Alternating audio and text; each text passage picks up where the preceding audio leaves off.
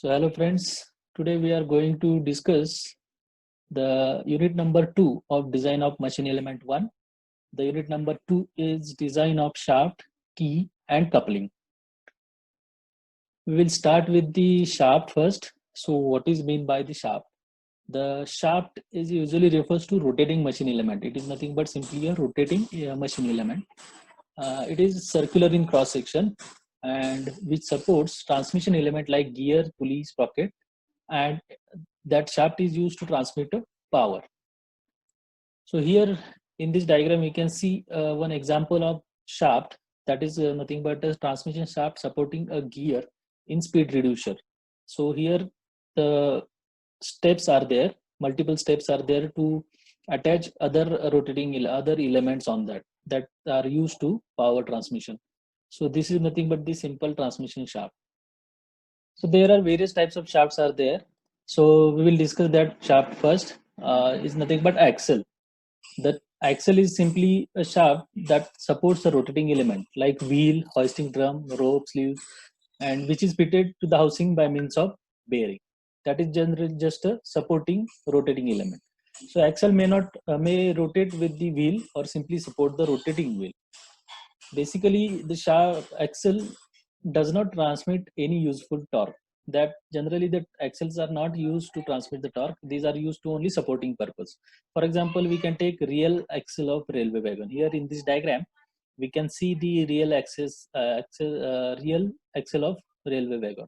Sometimes occasionally the axle also transmit the torque. We can take the example of automobile rear axle. Here you can see in this diagram. This is simply a layout of automobile real drive. So here rear axle is used to transmit the power in that case. So this is what the axle. Second type is nothing but spindle. So spindle is a short rotating shaft coming out of the any machine. That is simply a short rotating shaft.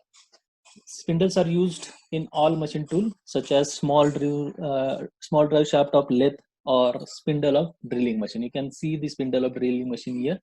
This is simply a drilling machine, and here is the spindle. It is simply a short rotating shaft. Third category is nothing but counter shaft. So it is generally a secondary shaft which is driven by the main shaft, and from which power is to be supplied to the directly machine component. The counter shaft are used in multi-stage gearboxes. Here is nothing but simple example of counter shaft. Here you can see the bottom is not shaft is nothing but counter shaft. On this shaft various gears are placed, and here it is getting power from the main shaft. Here you can see the main shaft. So main shaft transmit the power to the counter shaft. So it is a simply a secondary shaft. Then next is nothing but line shaft. A line shaft consists of number of shafts which are connected in the axial direction by means of coupling. Various shafts are connected axially. This is nothing but the line shaft. So line shaft is a single electric motor drives that line shaft, and number of pulleys are mounted on the line shaft, and power is to be transmitted to the individual machine by different belts. The pulleys are placed on the line shaft, and power is to be transmitted to the various machines by the use of belt on that pulley. So here is simply an example. Suppose this is nothing but the line shaft.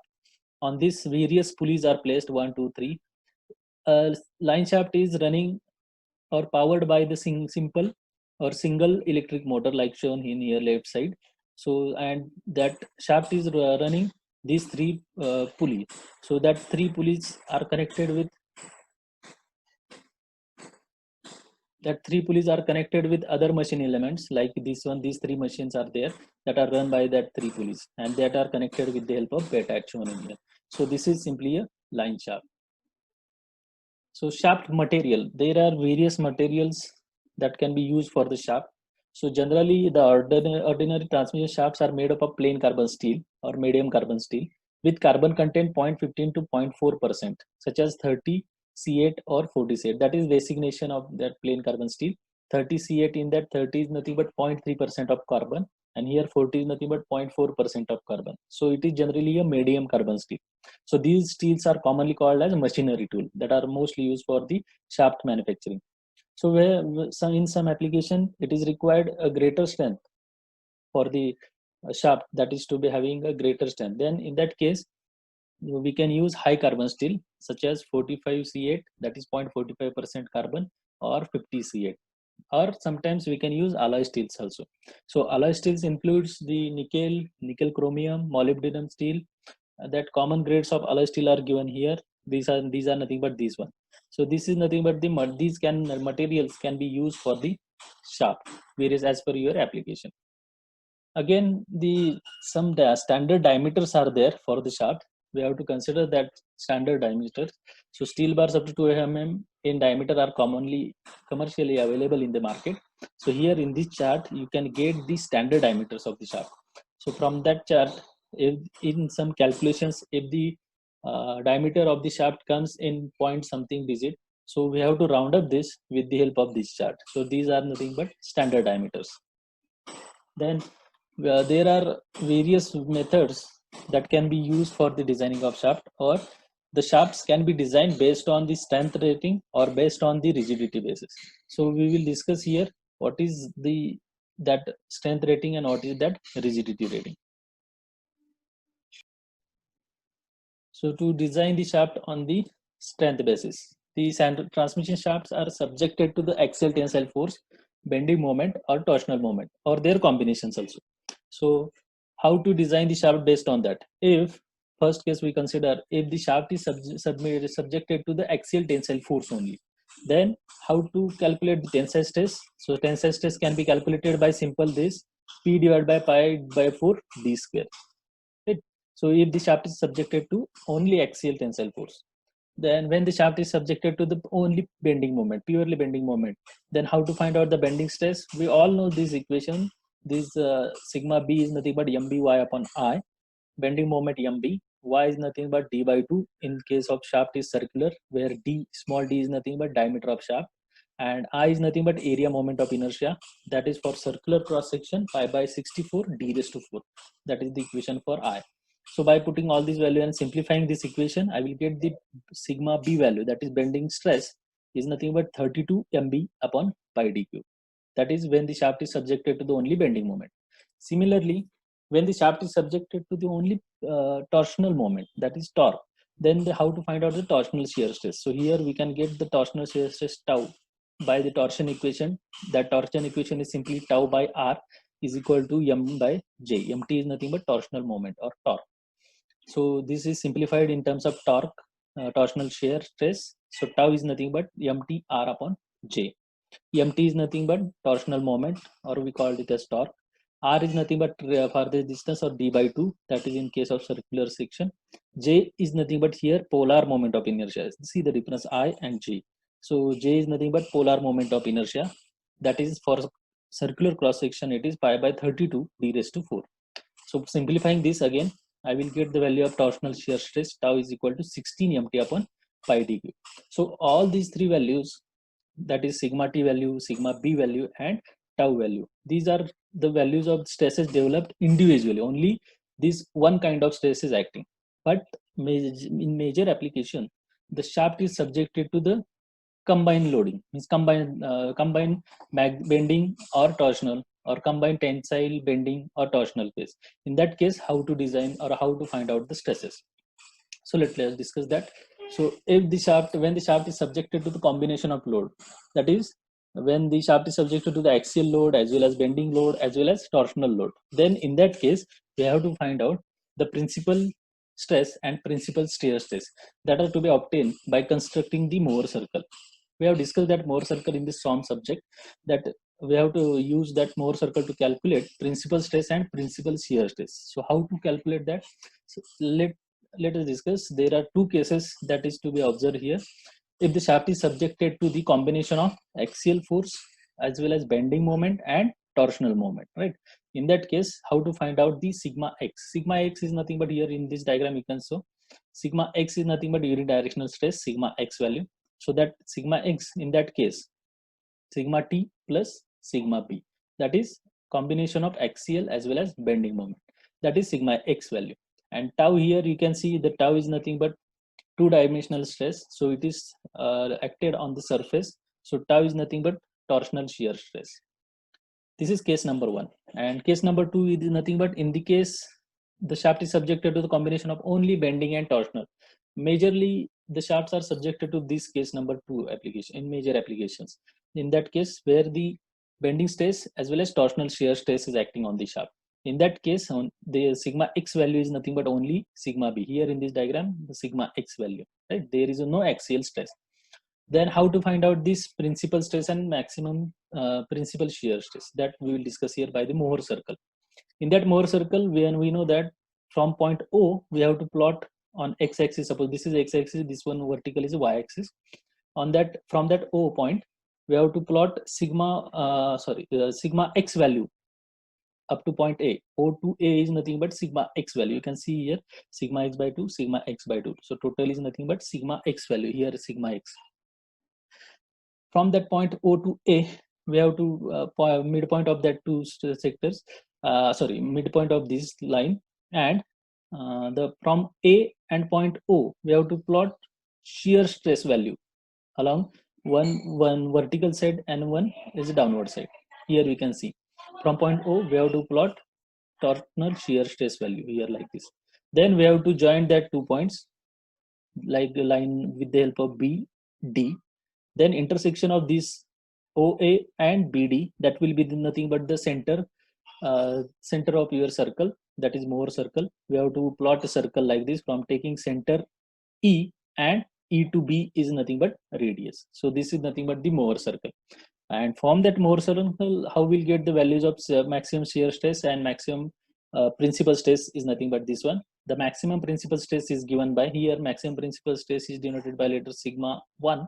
So here you can see this one is maximum principal stress. So maximum principal stress is nothing but by that simple arrangement, geometrical relationship from this diagram, we get this equation sigma x by 2 plus under root of sigma x by 2 bracket square plus tau square. That is principal stress. And see, secondary, the principal shear stress or maximum shear stress, it is called as tau max, and it is equal to under root of sigma x by 2 bracket square plus tau square. So that is the use of Mohr circle to get these two values.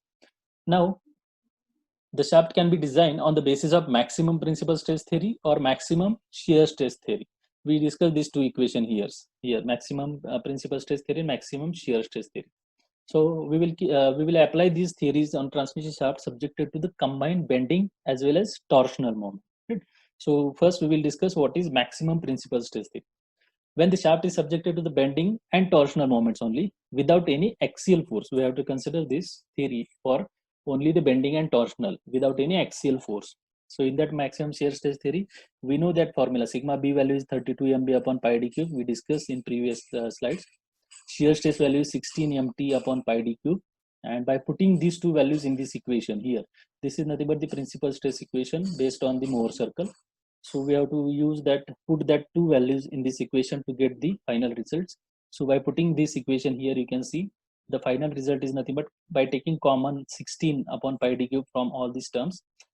So this sigma 1 equation, principal stress equation, becomes 16 upon pi d cube into bracket mb plus under root of mb square plus mt square.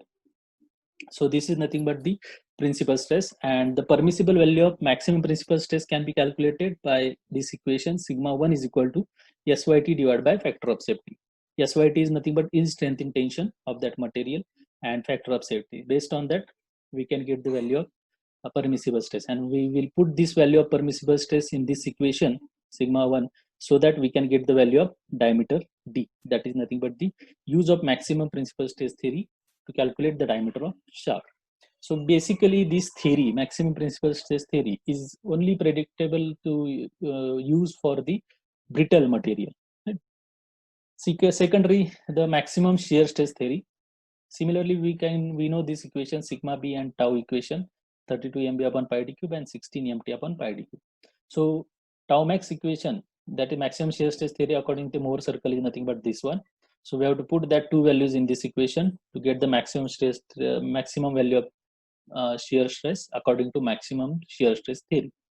So by putting these values and taking common of these two terms 16 upon pi d cube, it becomes 16 upon pi d cube under root of mb square plus mt square. That is maximum shear stress induced in the shaft. So according to maximum shear stress theory again, SSY is nothing but 0.5 SYT. This is important term. Yield strength, shear strength in yielding is nothing but 0.5% of yield strength in tensile. Right. So we have to how to find out the allowable or permissible value of maximum shear stress here by this equation. Tau max is equal to SSY divided by factor of safety, where SSY is nothing but this one, 0.5 SYT divided by factor of safety. So this is allowable value of permissible stress, maximum shear stress, that is to be put here in this equation to get the value of diameter. So that is simply a use of maximum shear stress theory, and this maximum shear stress theory is applicable to ductile material. So as the shafts are made up of ductile material majorly, so it is logical to apply this theory to the shaft rather than designing the shaft basis on principal stress theory, because principal stress theory is used for the ductile material. So this is what the maximum shear stress theory that is to be used for the design of shaft. Again, we rewrite these two equation. Tau max is equal to 16 upon pi d cube and this term. So and sigma 1 is this one. So in that equation, we can see this bracketed term. Here is the bracketed term. So these terms, what are that terms called? So the term is called as equivalent torsional moment here in this term, tau max value. Here this term is called as equivalent torsional moment, that bracketed term.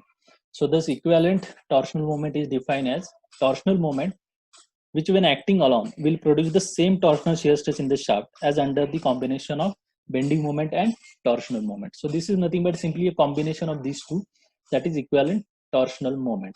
And similarly in the second equation you can see this term that is called as equivalent bending moment. That is nothing but that bending moment is defined as the bending moment which when acting alone will produce the same effect of bending and the shaft as under the combination of action of bending moment as well as torsional moment. So this is what equivalent torsional moment and equivalent bending moment, and that are used for the designing of the shaft. These two equations are important for the designing of shaft based on the maximum shear stress theory and principal stress theory. Thank you.